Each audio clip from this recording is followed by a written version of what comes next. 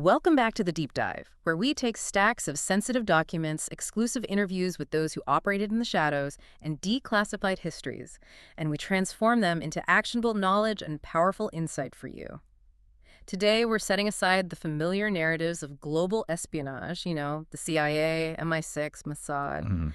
We are instead peering through this profound veil of secrecy that surrounds India's External Intelligence Agency, the Research and Analysis Wing, or RNAW. And this is an organization that guards its operational details, its very existence, with a vigilance that is, well, it's legendary. Right, a vigilance that's often made it seem like an invisible actor on the world stage. Mhm. So our mission in this deep dive is, I think, pretty ambitious. We are attempting to clear away those cobwebs, which are built largely on official silence. And we have to rely on these rare conversations that have surfaced with agents and, the very limited hard-won documents that reveal the agency's true impact. We're looking for the story behind the Iron Mask. And for you, the learner, this is more than just a historical review.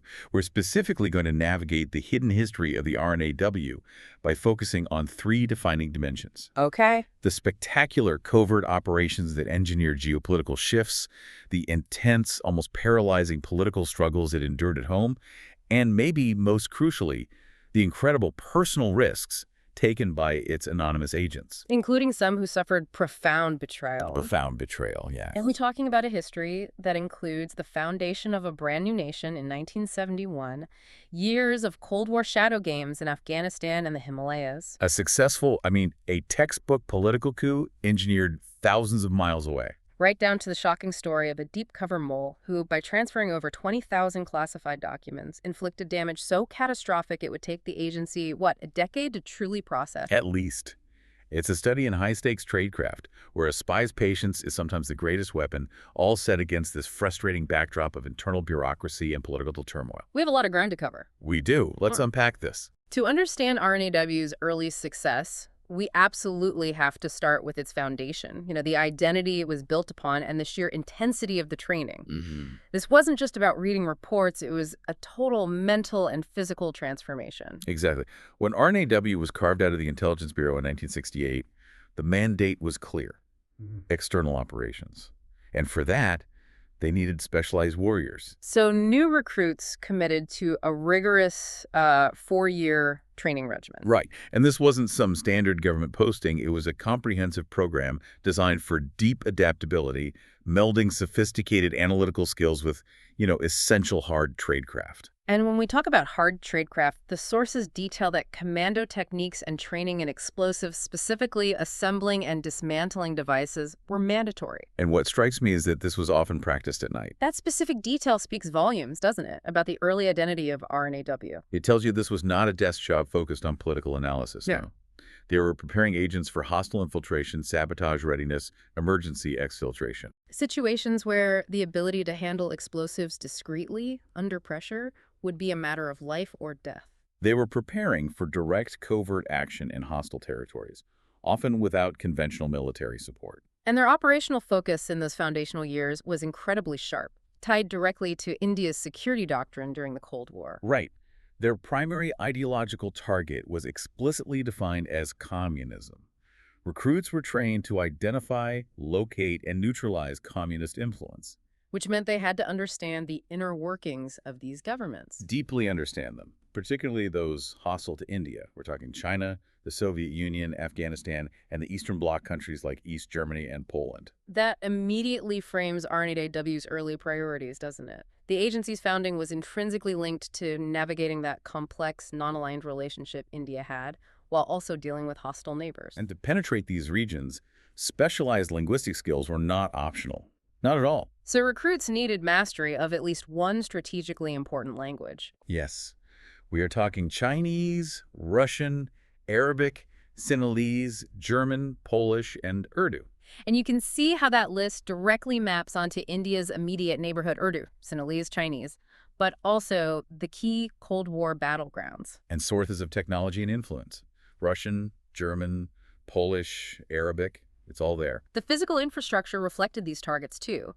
RNAW established critical field offices. The Lucknow office, for example, was positioned to target operations in Nepal and China, a volatile Himalayan focus. And the Jammu and Kashmir station was tasked with generating intelligence strictly on Pakistan. These were the crucibles where new spies perfected their codes, managed assets, and applied those intense training skills. But all that careful preparation, the forging of this iron mask identity, it was nearly destroyed by domestic political forces just a few years later. Yes, let's talk about that stunning period of political interference that began in 1977. This is a critical case study in how quickly an intelligence agency can be compromised by its own government. It is. By March 1977, when Prime Minister Morarji Desai took office, RNAW had grown to over 5,000 personnel. But it was also widely suspected of political overreach. Right, and to give you, the listeners, some necessary context here, Desai suspected RNAW had actively supported his predecessor, Indira Gandhi. Particularly during the emergency rule of 75 to 77. A dark period when democratic freedoms were suspended and RNAW, whose mandate was external intelligence, was allegedly used for internal surveillance and political manipulation to keep Gandhi in power. So because of that deeply controversial role, Desai, representing a post-emergency backlash, immediately viewed the agency with extreme suspicion. And his response was drastic. He essentially initiated a decapitation of the service. He wanted to cut its political influence by literally tying agents to their offices. Covert actions were suspended, new recruitment came to a halt, and critical field agents were just left stranded. That wasn't just a political argument. That was a strategic dismantling. Absolutely. The intelligence officers tried to deflect blame, arguing they had no legal mandate to operate inside the country. They insisted that internal issues were the purview of the Intelligence Bureau, the IB. But Desai was unrelenting. And under this pressure, RNAW's revered founding father, R.N. Kao, and his top officer, K. Sankaran Nair, were forced out. What was the long-term cost of that purge? Was it just a change in leadership, or did it affect the institutional memory, the capability? It was far deeper than just a leadership change. It was institutional memory wiped clean, recruitment pipelines dried up. A profound crisis of confidence. Yes. And though N.F. Suntuk, the officer Desai put in charge, managed to prevent the complete destruction of RNAW. The sources note that even after Indira Gandhi returned to power in January 1980 and restored RNAW's mandate, it took almost 4 years to fully recuperate from the deep wounds inflicted by those regimes. It revealed the extreme vulnerability of a secret service whose efficiency relies entirely on the political trust of the ruling regime. Before we jump into RNAW's grand operations, we have to acknowledge the people who make them possible, the ones who work completely anonymously. The ones who never receive credit. We always default to the James Bond image, don't we? We do. But the reality, as the source material makes clear, is that the spies who work at the desk, the analysts, linguists, cyber experts, economists, cartographers, are truly as crucial as those in covert ops. They lack the glamour, yes. But the methodical compilation and analysis of information, often over years, is integral to the most celebrated operations. And this silent service has always included women.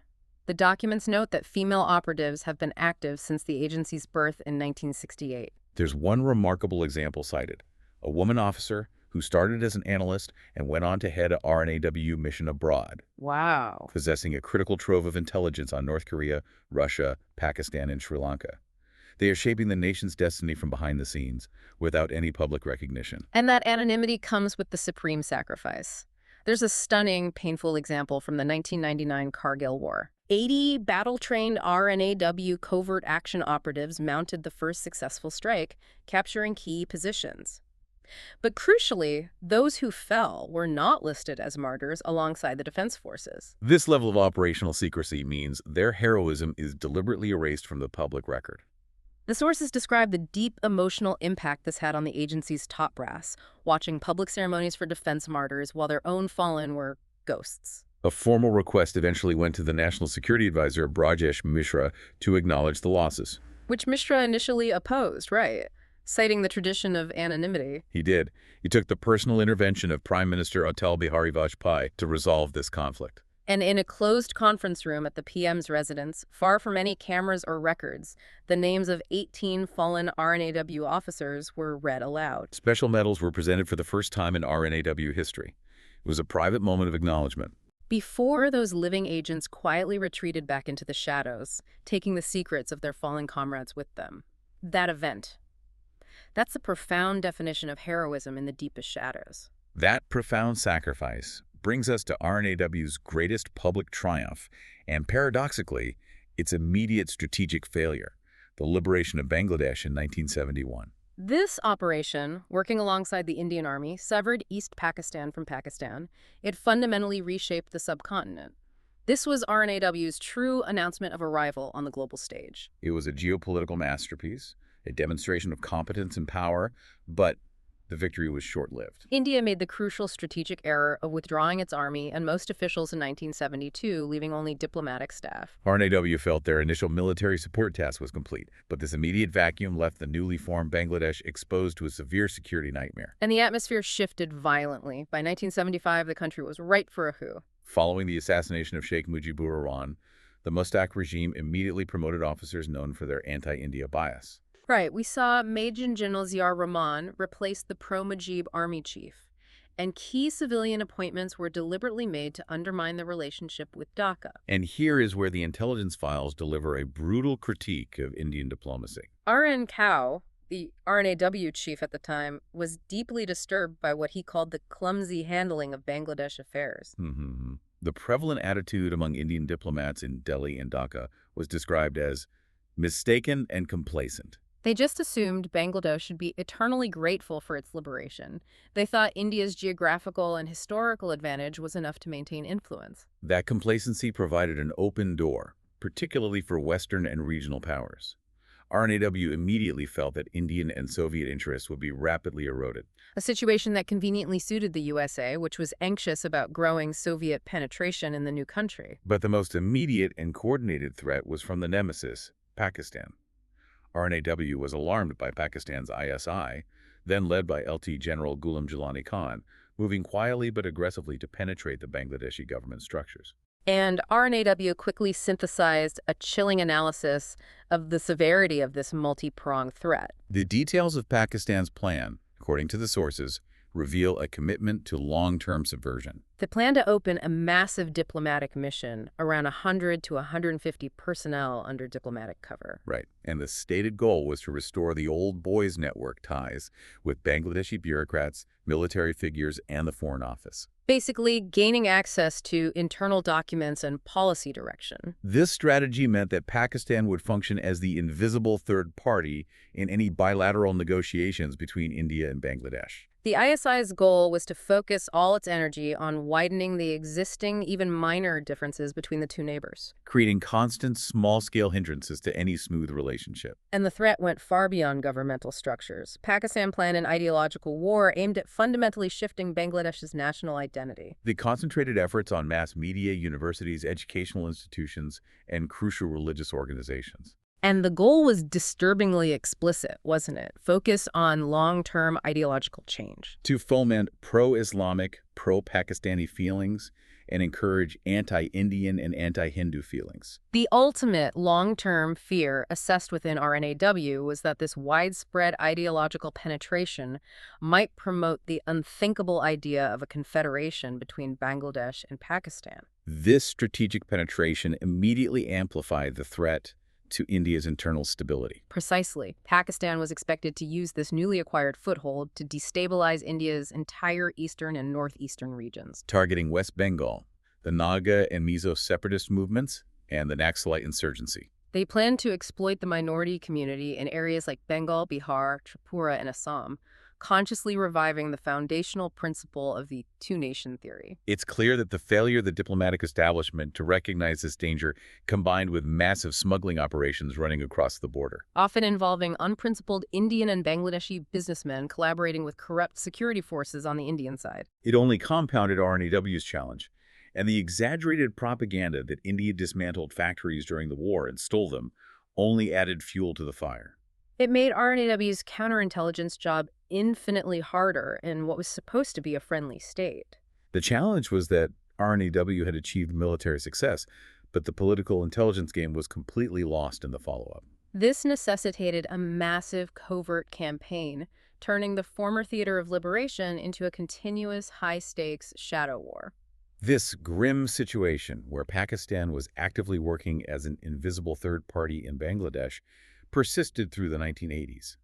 But by the late 80s, RNAW decided to pivot. Right, from simple counterintelligence to aggressive regime change, this operation was codenamed Operation Farewell. The context in 1988 was poor. Bangladesh was under the dictatorial rule of General H.M. Ershad, and Indian influence was minimal. Especially after the political purging RNAW suffered back home. When the new RAW station head, Krishna Patwardhan, arrived in Dhaka, he made a staggering discovery. The local staff employed at the India mission were openly informers for Ershad's regime. Every single Indian spy previously posted there had failed to maintain cover. That's a total operational failure waiting to happen. How do you run a sensitive operation when your own support staff is compromised? Patwardhan recognized that his first job wasn't external spying. It was a total security overhaul from within. He correctly realized that internal leaks were the biggest, most immediate risk. So he banned the practice of writing formal memoranda on meetings with sources and paid informers. Fearing compromise by typists or filing personnel? Exactly. That's a huge shift in tradecraft. It goes against institutional documentation standards. It was a necessary and high-stakes choice.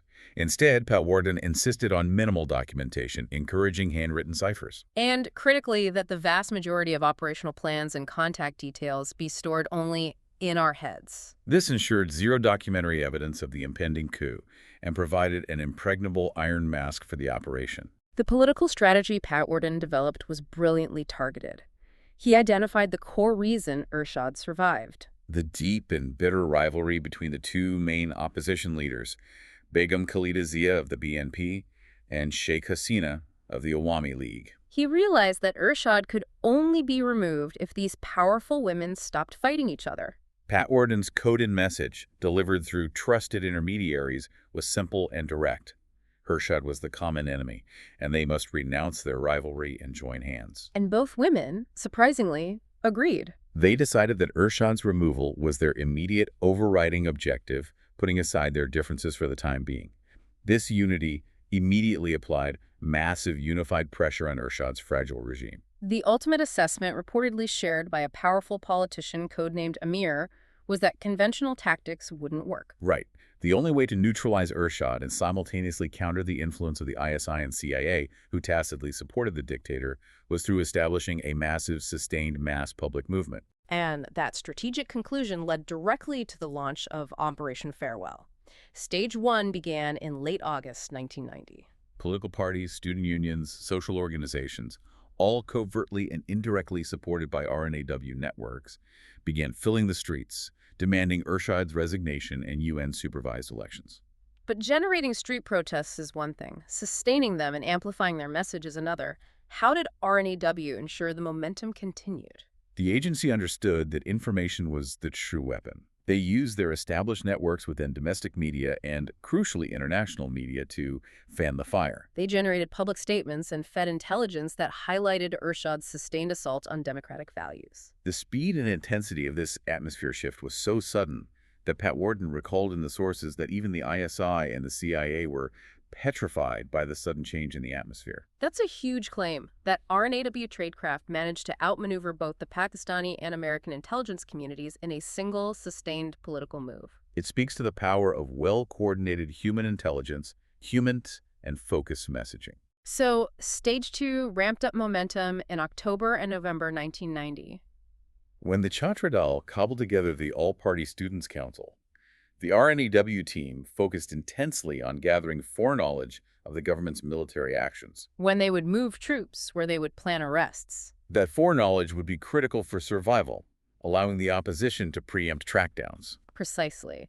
It allowed the RNAW-supported agitation to be calibrated perfectly, intensifying protests right when the dictator planned a crackdown, thus maximizing the public backlash. And minimizing risk to the demonstrators. And what about the secrecy rules during this critical final phase? The paramount absolute rule was that Indian footprints must not be visible anywhere. The sources confirm that before the final successful stage of the movement, Patwardhan ensured the team destroyed every single page of handwritten notes. Every cipher sheet, every reference document. No link between New Delhi and the popular uprising could ever be established. By early December 1990, the pressure had become completely unbearable. Ershad was helpless. He had lost the support of his military.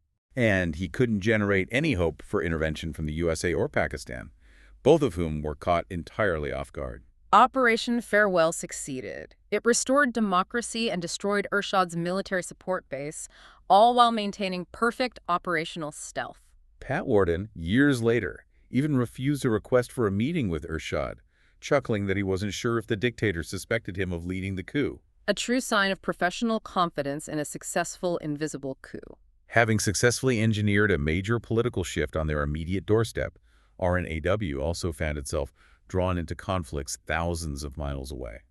Driven not solely by traditional geopolitics, but by deep historical and cultural ties. We now turn to Operation Fiji, a brutal, high-stakes conflict fought in the South Pacific. The connection was profoundly emotional for India.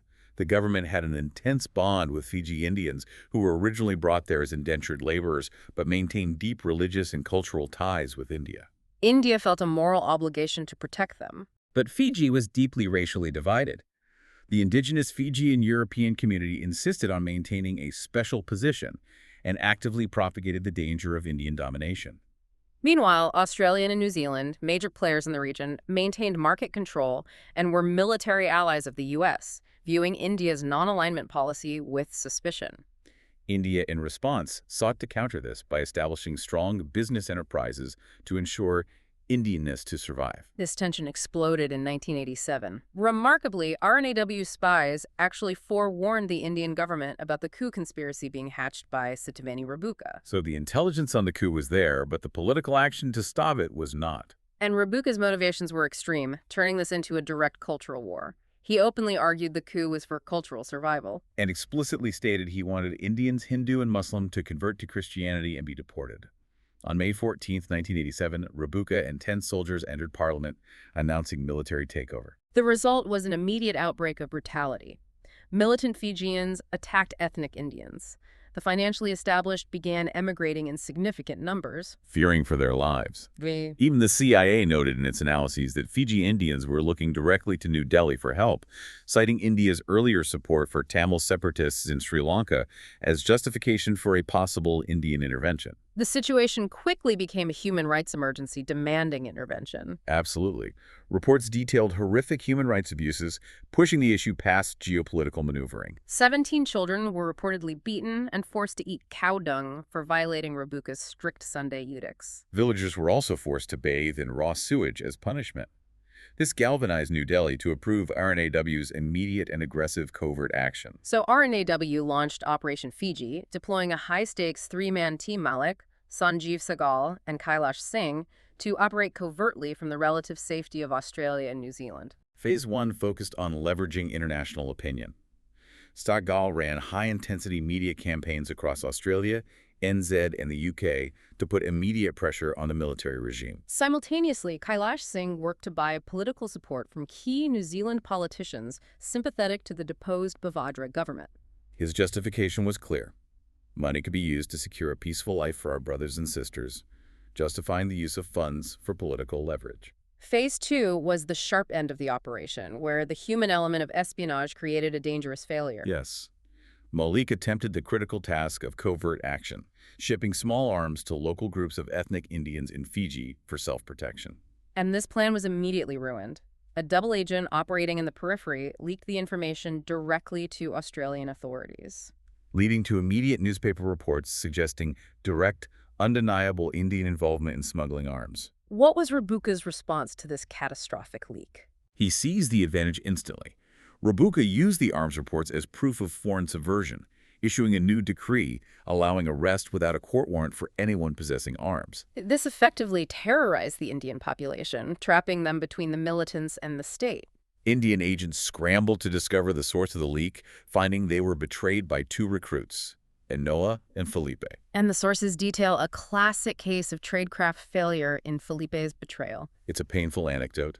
Felipe, a civil servant seeking to emigrate to Australia, foolishly disclosed his connection to the Indian agents to his mistress. And she, unfortunately, was the real betrayer, operating in Rabuka's network. Rabuka's soldiers arrested Felipe, and he quickly agreed to betray the Indian spies, costing the operation a few precious weeks of critical time. It just highlights how easily complex, high-level operations can be undone by simple human vanity and a moment of misplaced trust. Despite the catastrophic setback of the arms shipment and the exposed network, the team pressed forward into Phase 3, shifting strategy to find a political antidote. Because Rabuka was strongly moving towards the possibility of deporting all ethnic Indians back to India. The RNAW's final strategic move was brilliant. They had to create a legitimate, internal political counterweight. This involved promoting a top-rung Indian leader within the Fiji Labour Party. They successfully ensured an Indian asset was appointed as the party chief, wresting control from Adi Bavadra, the deposed leader's widow. So by installing a politically legitimate Indian leader in control of a major party, they fundamentally shifted the battleground away from violent resistance and into the constitutional arena. Exactly. They established a critical domestic political defense against the threat of mass deportation. Once this powerful, legitimate Indian asset was successfully installed as a counterbalance to Rabuka, the long, daring operation was successfully called off. It was a win achieved entirely through political maneuvering after the initial attempt at covert action failed due to betrayal. Our journey takes us now to Afghanistan, a region where RNAW found itself entangled in a highly complex shadow war, defined by proxy conflicts, massive foreign intervention, and deep historical resentment. Between New Delhi and Islamabad, RNAW's biggest strategic concern, starting with the Soviet intervention in 1979, was the formation of the ISI-VIA axis. Pakistan's ISI harbored an abiding resentment of RNAW for its role in dividing Pakistan in 1971, the ultimate humiliation. And their partnership with the CIA, amplified by the Soviet presence, triggered massive strategic threats for India. And India naturally leveraged its own regional advantages to counter this. The sources mention India tacitly supporting the movement for a separate Pakhtunistan state. Knowing this move would effectively end landlocked Afghanistan's dependence on Pakistan for transit to the sea, thereby weakening Pakistan's strategic leverage over Kabul. Pakistan countered this brilliantly by turning the situation to its massive advantage. It capitalized on the vast influx of Afghan migrants flocking to its soil, using them as ideal recruits against the communist Taraki regime and simultaneously preventing any second division of Pakistan. This strategy provided Pakistan with the perfect cover to secure massive economic aid and sophisticated military equipment from the U.S., alongside financial aid from Islamic countries. The scale of this covert operation was immense, requiring massive intelligence resources to track. It was unparalleled. A 1982 Joint Intelligence Committee report noted that 106 separate training camps for Afghan insurgents were operating from Pakistan territory. This was not small-scale border infiltration. This was a nation-building exercise designed to push a superpower out of the region while simultaneously funding and arming Pakistan's military complex. Despite the overwhelming presence of the ISI-CIA axis, RNAW was active on the ground, maintaining key access within the volatile Soviet-backed government structure. Yes, RNAW provided accurate inputs to Afghanistan's KH-80 security services, their version of the intelligence agency, on arms being smuggled from Pakistan to insurgents, particularly in Kandahar. These inputs were timely and actionable, leading to successful counteroffensives by the Afghan army, proving RNAW had formidable intelligence-gathering capabilities even under Soviet patronage. RNAW also played a crucial, quiet role in predicting the Kremlin's future, which was a vital piece of strategic intelligence for India, given its massive reliance on the Soviet Union. For defense and commodities. In 1982, as Leonid Brezhnev's health failed, RNAW analysts focused intensely on the upcoming succession race. It was paramount for India to shape its diplomatic approach toward its friendly power, especially to ensure the continuity of critical Indo-Soviet military supply chains. They successfully challenged prevailing Western theories, which often apprehended an army takeover led by Defense Minister Ustinov. Why was refuting that military coup theory so important for India's planning? Because if the military took over, India would have to worry about the reliability and consistency of military systems supply in future deals. RNAW analysts cited strong political precedent over military rule in the USSR, assuring New Delhi that civilian rule would continue. This analysis ensured India wasn't operating on flawed, panicked assumptions about a major partner. and they were startlingly accurate in their primary prediction. Critically so, RNAW accurately predicted that KGB chief Yuri Andropov could be the likely successor. Their analysis was subtle. noting that the KGB was essentially a separate ministry with great persona and institutional power, and crucially, differentiating Andropov from the disgraced, politically destructive secret police chief Lavrenti Beria. This accurate, forward-looking analysis helped India strengthen Indo-Soviet military ties during the succession period, securing its defense interests. But the Shadow War ultimately bred a profound, painful backlash that RNAW saw coming clearly, but the Americans refused to acknowledge. This is the genesis of the later, broader terrorism threat. Indeed. By the mid-1980s, ISI chiefs, First Lieutenant General Akhtar Abdur Rahman and later Hamid Gul, were preparing forces of terrorists armed with sophisticated U.S.-provided weapons meant for the Afghan Mujahideen. Explicitly for use in Kashmir once the Afghan insurgency ended. They were deliberately creating a force for future use against India. RNAW officers, armed with evidence of these terror training camps, confronted U.S. officials around September-October 1989. What was the core of their prophetic warning? They delivered a chilling message. Pakistan was not preparing holy warriors for Afghanistan, but terrorists who would haunt the Western powers in future. This was RNAW directly warning the U.S. that its short-term strategy of defeating the Soviets was inadvertently creating a monster that would eventually turn on its creators. And how did the U.S. intelligence community respond to this profound warning? It was shockingly rebuffed. Yeah. The Americans were tunnel-visioned, believing the Afghan insurgents would prevail with continued U.S. support. And were in no mood to scrutinize Pakistan's use of the massive funds or equipment. They dismissed the claim, a devastating decision rooted in short-term geopolitical goals that would eventually impact global security for decades. Proving RNAW's long-range strategic insight was superior, but politically ignored. That prophetic insight into external threats makes the next section even more painful. We shift now to perhaps the most devastating type of failure an agency can endure: internal betrayal. In the mid-1990s, RNAW began approving increased liaisons with foreign intelligence organizations, a move that created dangerous vulnerability. This was a strategic political decision. But many RNAW operatives felt these frequent liaison meetings, often held in exotic locations for rendezvous, were deeply counterproductive. They felt it exposed officers and sensitive operations and violated the Lakshmana Rekha, the strict convention about not sharing actionable intelligence that could compromise future operations. And the CIA in particular was extremely keen. They desperately wanted RNAW's extensive intelligence harvest on regional targets: Pakistan, China, Myanmar, Bangladesh, Afghanistan, Sri Lanka, and Nepal. RNAW was operating in areas the U.S. found difficult to penetrate, making its assets highly valuable targets for compromise. This vulnerability created the opportunity for the CIA to strike. We turn now to the case of Rabinder Singh, the deep-cover CIA mole who compromised India's external intelligence at the highest level. Singh's loyalty was first questioned internally during a visit to CIA headquarters just before his 1999 posting at The Hague. But fervent pleas by senior officers for intense surveillance were tragically ignored. The sources speculate that the CIA was actively looking for revenge after RNAW failed to provide any warning to the U.S. about India's 1998 nuclear test, which had deeply humiliated the American intelligence community. The extent of the damage Singh inflicted is staggering. What did RNAW's counterintelligence unit find? The internal investigation estimated Singh passed on over 20,000 classified documents and sent approximately 600 separate communications to his handler using multiple email addresses. 20,000. I mean, to put that in perspective for the listener, that represents years of strategic operational planning, source identification, and assessment of regional threats. It was essentially a digital extraction of RNAW's entire institutional memory on key hostile nations. That's not just operational intelligence, that's giving away the entire blueprint of how RNAW works.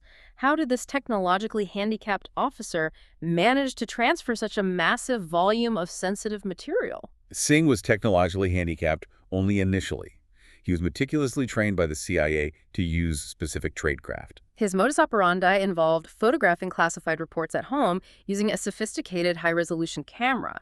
He would then store these images on an external hard disk. And then transfer the massive files via Secure Internet Protocol. Secure Internet Protocol. That's just a dedicated, highly encrypted connection, possibly a VPN or short burst transmission system designed to prevent interception. Exactly. It would have bypassed standard Indian monitoring systems.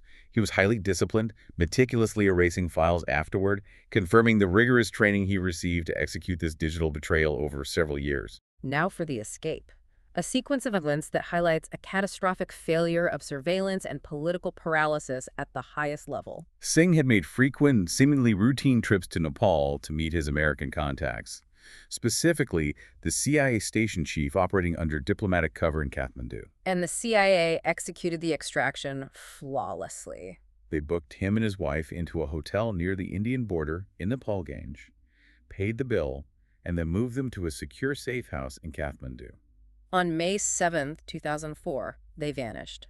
The CIA provided American passports in the names of Rajpal Sharma and Deepa Kumar Sharma, and the couple was quickly put on an Austrian Airlines flight to Washington. The surveillance team RNAW had finally deployed to his residence was completely blindsided. They saw his wife leave and return with a family friend, but they never saw the couple leave the premises. They missed the critical window.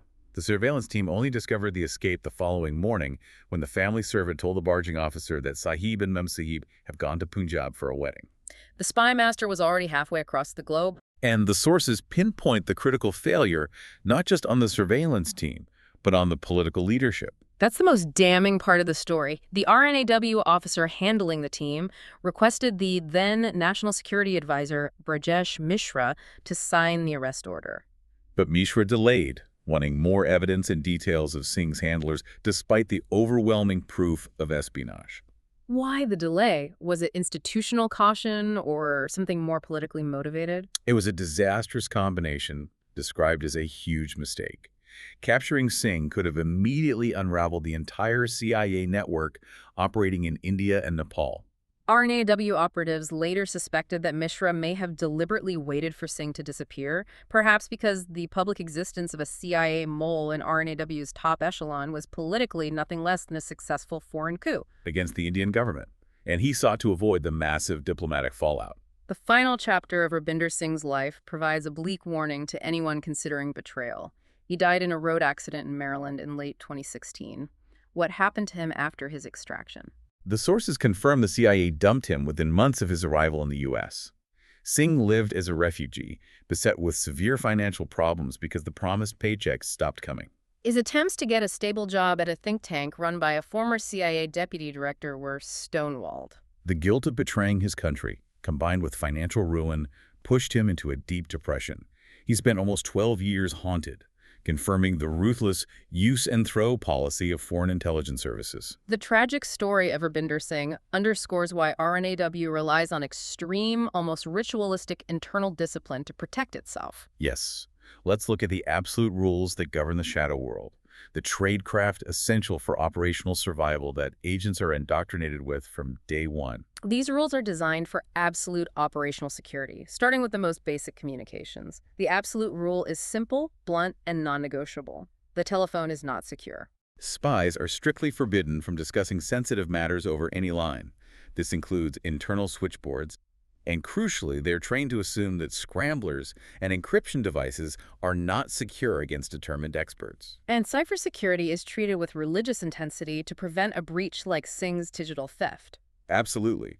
Coders are strictly prohibited from divulging methods, even to authorized persons, and must maintain separate, strong accommodation. Crucially, cipher material is not simply put into a safe. It must be kept in a heavy combination safe that is permanently cemented to the floor. This prevents the safe itself from being quickly removed and opened at leisure. I am fascinated by the ritualistic rules for disposing of the documents. It highlights the agency's paranoia about even physical evidence. The rules are forensic in nature.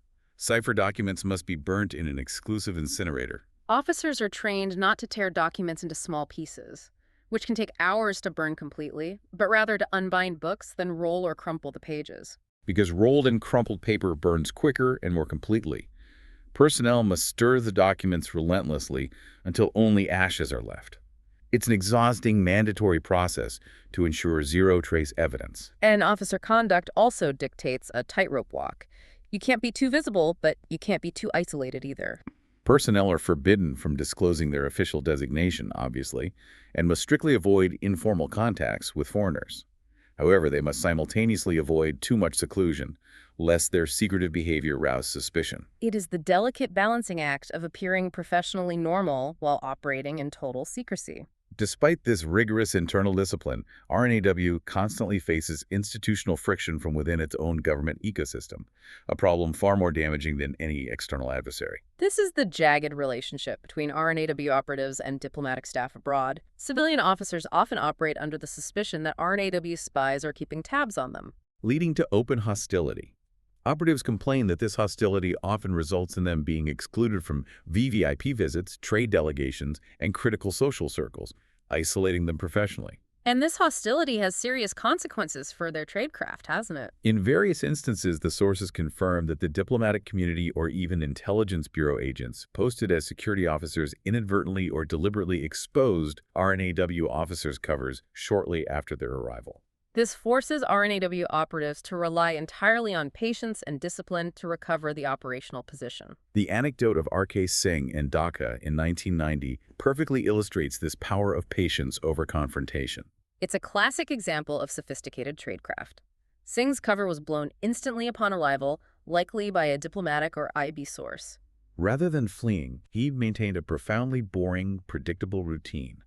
Borrowing a Hindi movie every evening, grocery shopping every Friday. He did this for 4 agonizing months. Bangladeshi counterintelligence eventually closed his file, assuming he wasn't a spy because he was so tedious and predictable. Which allowed him to operate freely later.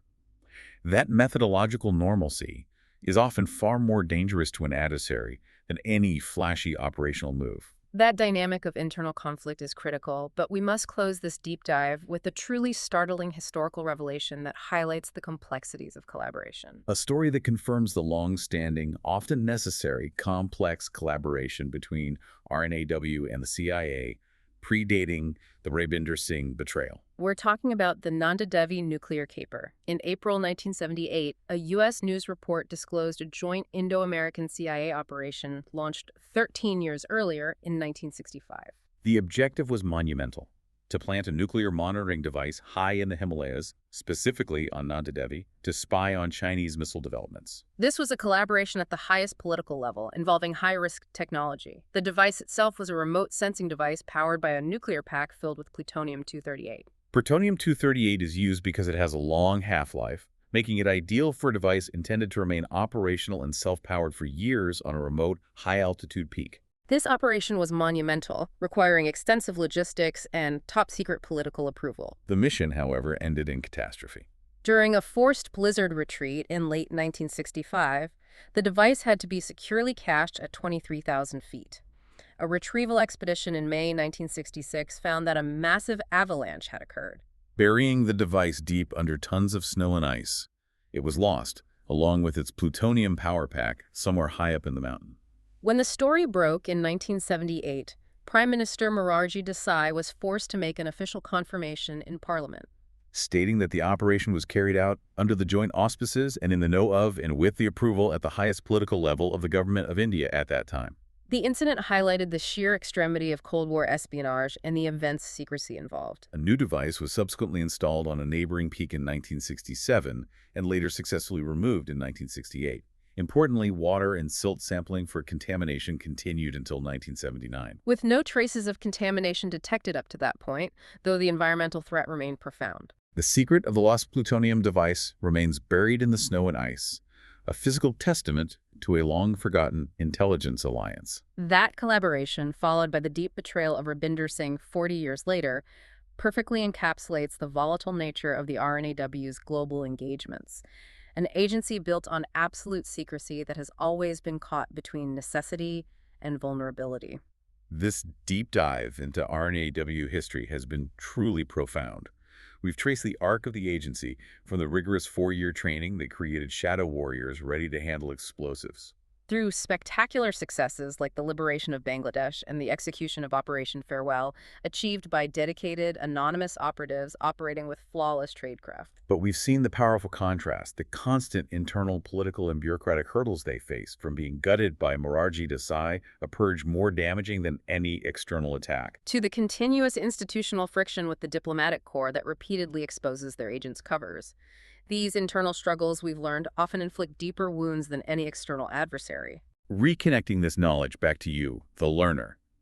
We've repeatedly observed that in every major, successful, high-stakes operation. From the unity strategy in Bangladesh to the quiet intelligence exchanges that shaped India's relationship with Iran and the Soviet Union. Human intelligence humic remains absolutely crucial. The analyst, the patiently tedious agent, and the politically savvy operative are as powerful as any satellite system or sophisticated camera. The longevity of successful operations, like the one that established an Indian asset in the Fiji Labour Party, relies on trust, patience, and a deep, nuanced understanding of local politics. Subtleties that cutting-edge technology simply cannot replicate. So given the long history of RNAW dealing with regional conflicts, external interference, and the devastating internal issue like the Rabinder Singh betrayal, an agent who inflicted years of damage because of political hesitation. Let's leave you with this provocative question to mull over. When an agency's biggest victories rely on invisible, high-level cooperation, and its biggest failures rely on preventable political delay, which is the truer threat? The sophisticated foreign adversary or the fragility of unwavering political will and trust? As one veteran spy quoted in the source material put it, RNAW requires clear political direction with zero interference if it is to maintain its neutrality, speed, and efficiency. That trust, it seems, is the hardest secret for any intelligence agency operating within a democracy to secure. Thank you for joining us for the deep dive. We'll see you next time.